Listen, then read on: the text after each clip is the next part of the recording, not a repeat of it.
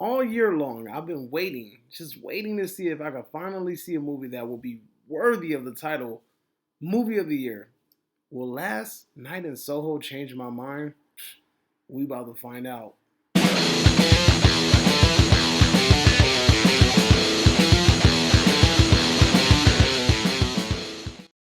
What's going on, everybody? It's David from the 80s, and you are now entering the Cinema Chop Shop, so park your ass right there. And while you're there, don't forget to hit the like, the share, and the subscribe button. Also, if you check the link below, you see a Patreon account. You click it, you can become a member. All you got to do is try to recommend movies and music and trailers for me to react to. So click the link, homie. Now, with that being said, we are here today to review freaking Last Night in Soho, directed by Edgar Wright. We already know that this man did Baby Driver. He did Scott Pilgrim vs. the World, so you already know the movie is going to look right. So, the movie stars Anya Taylor-Joy. She was in Morgan, I believe. Thomas and Mackenzie. She was in Old. We have Matt Smith. He was in Terminator, one of the Terminators. I believe it was Genesis. Diana Rigg, who I know from freaking The Muppet Caper, one of my favorite damn movies. And then we have Terrence Stamp, who is known for freaking his role in Superman 2 as General Zod. Now, with this star-studded cast, I say that kind of sarcastically, we are trying to find out how this movie is going to transform and become something as big as what they've been saying is going to be, right? So this movie's been very hyped. It's been kind of talked about and kind of hinted at as being one of the most psychologically thrilling movies of the year. And I mean, in small circles, this movie has been talked about quite a lot, right? And I'm going to talk to you about, is it worthy or not of that discussion? But before we get into that, let's talk about the synopsis. Quick synopsis of the film without giving away spoilers is there's a young girl. She is moving out of the small courtyards or small town somewhere in Great Britain, and she's moving to the big city. So she's leaving a small setting and going to the big city because she's been accepted into a school for fashion. Her mom was a fashion designer, tried to be a fashion designer, but she had a mental breakdown and ended up taking her own life. And she lives with her grandmother, and her grandmother's worried about the mental stability of her granddaughter.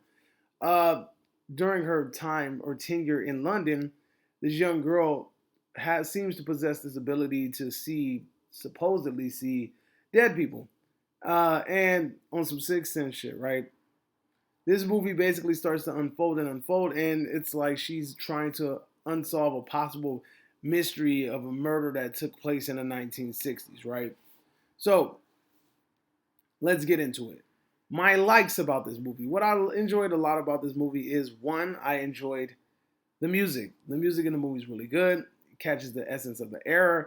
I think they also did really good with the set designs and the freaking outfits and things like that.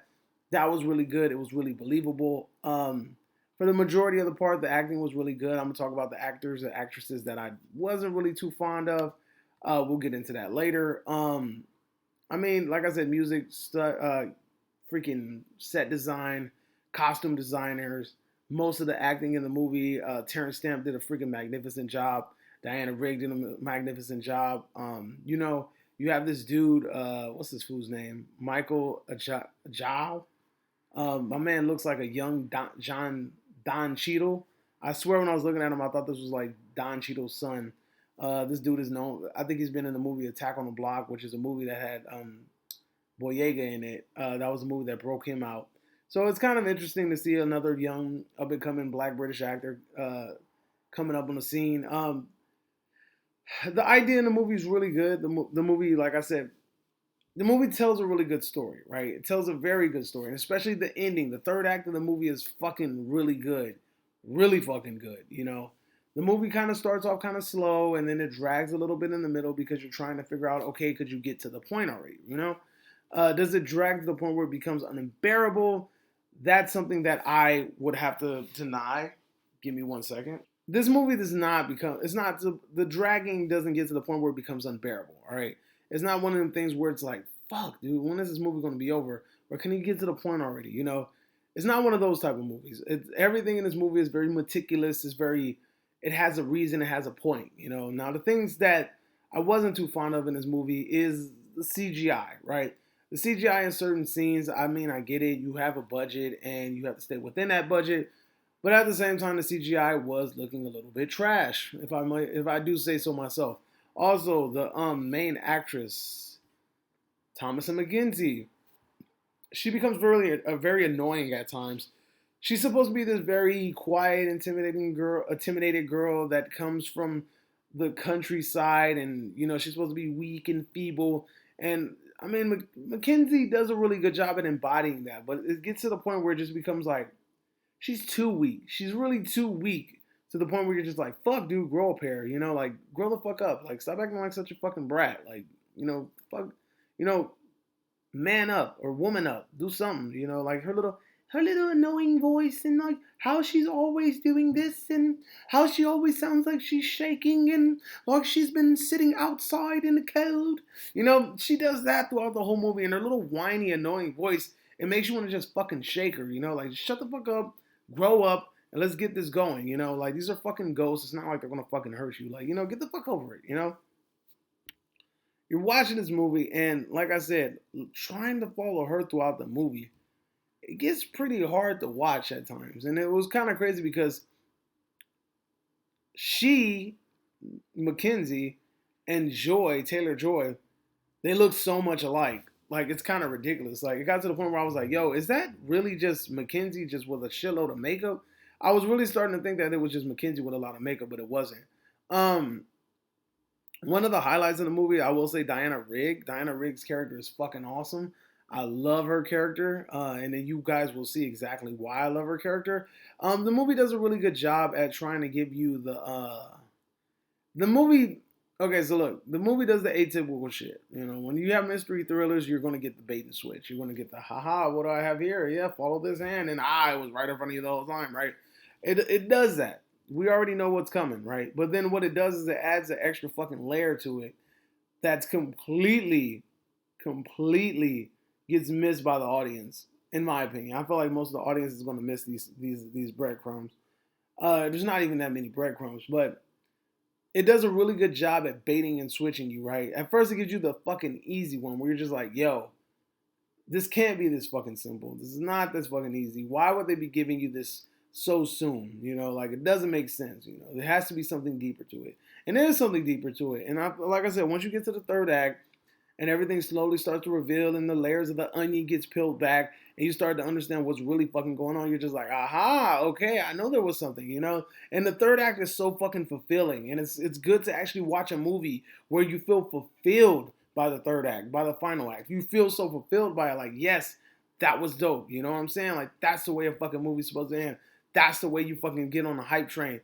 That's the way you do it, I hate when these movies do this shit, and they're like, pull into the end of the station, and then it's like you feel so unfulfilled, and you feel so empty, and you're just like, man, I just wasted the fucking whole 2 hours of my life watching this damn movie. And I just feel like I just wasted money watching this, because if you're going to the cinema, you're wasting money.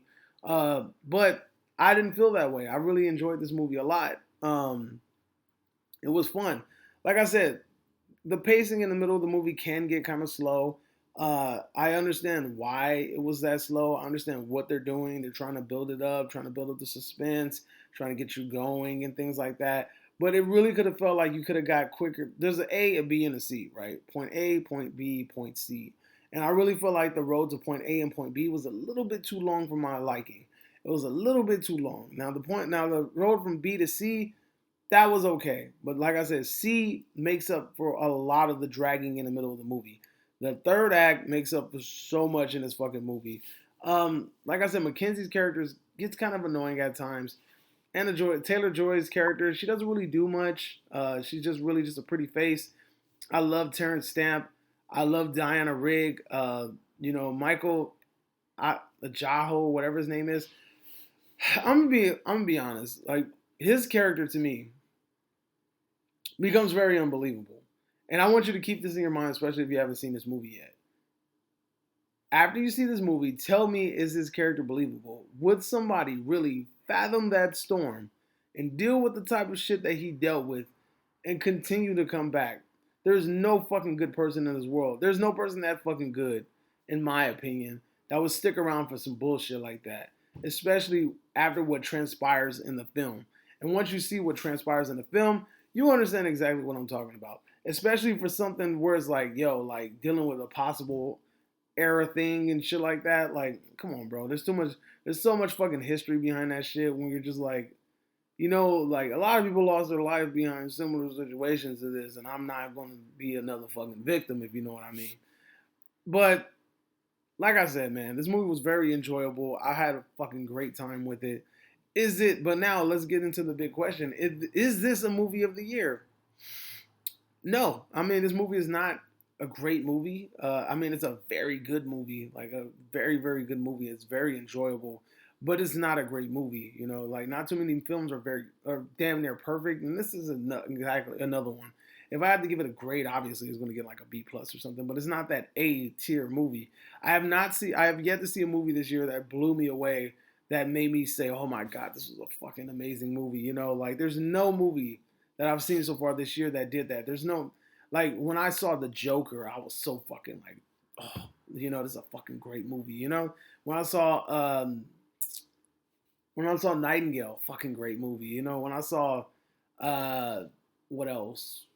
Piranhas, The First Love. Those are fucking great movies to me. I love those movies. Parasite, fucking great movie. Like these are really fucking. I Saw the Devil, great fucking movie. These are great movies. That came out like within like the last 10 years and shit.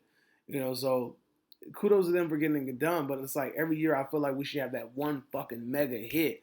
That's like whether it's indie, whether it's a big budget blockbuster, whether it's like a fucking artsy movie, we gotta have that one fucking movie that just does it.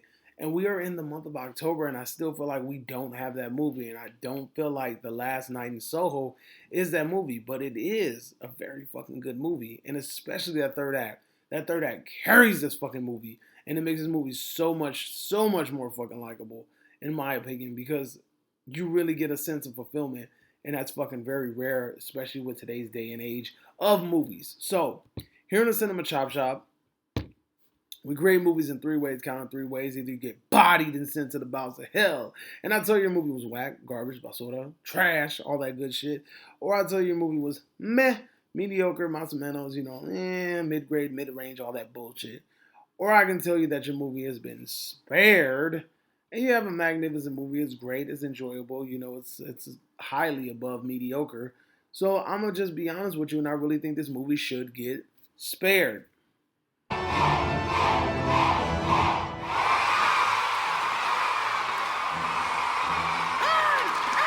ain't earned the death.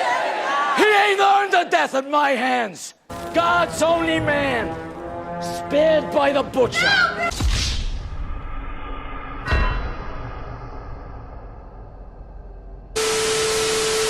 Yeah, you heard it, folks. I am sparing this movie. Obviously, it's a really good movie. It's very enjoyable. Is this movie of the year caliber? Hell no. But at the same time, the cast is fucking enjoyable. Outside of fucking Mackenzie's character, because she fucking annoyed the shit out of me. The music is fucking great.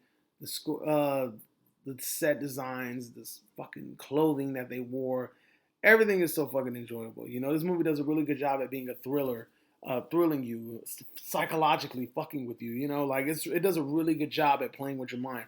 I really enjoyed this movie. You know what I'm saying? So I would really recommend that you guys get off your ass and go watch this movie. That's my review. Let me know if you agree or disagree, whatever the case may be. Drop it in the comment section down below. And you are now exiting the Cinema Chop Shop. Hope you guys are having a magnificent day. Adios, homies.